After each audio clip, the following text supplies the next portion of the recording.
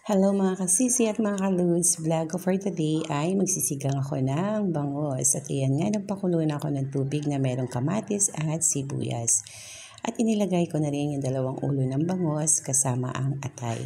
2 bangos kasi ang aking binili dyan, yung katawan ng bangos ay aking pinaksiw at yung ulo ay aking sinigang. Kasi na-miss namin ng mister ko, humigop ng maasim-asim na sabaw.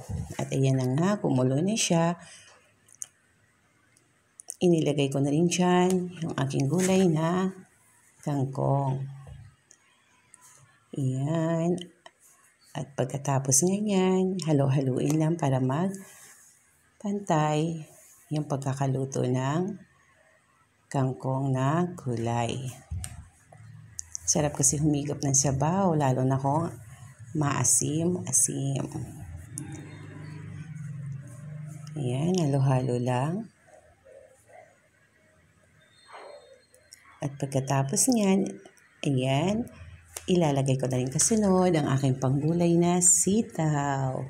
Ayan, halos sinabay-sabay ko na yung pagkakalagay. Isang kulo lang yung kangkong at inilagay ko na rin yung kulay ko ng sitaw para sabay-sabay na maluto yung bangos, kangkong at gulay ko na sitaw. At syempre, hinalo-halo ko pa rin para magpantay-pantay lahat ang pagkakaluto ng aking mga panangkap.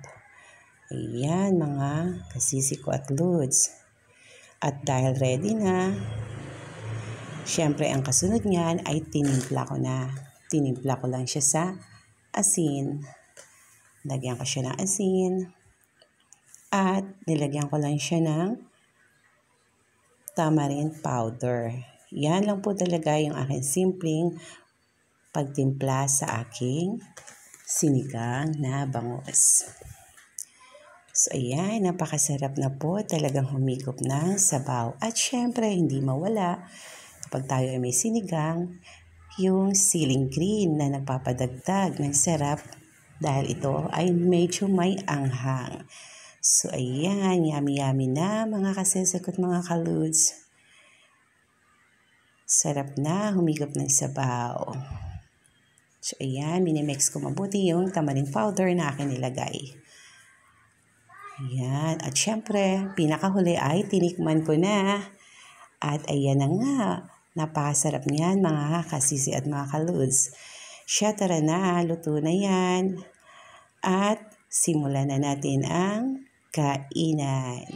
So ayan, sa lahat po ng manonood ay paki-share, like, and subscribe po kung kayo ay hindi pa nakasubscribe kay Nanay Betchay TV Vlogs. So ayan, luto na po, ready na, tara, kainan na. Ingat po tayong lahat and God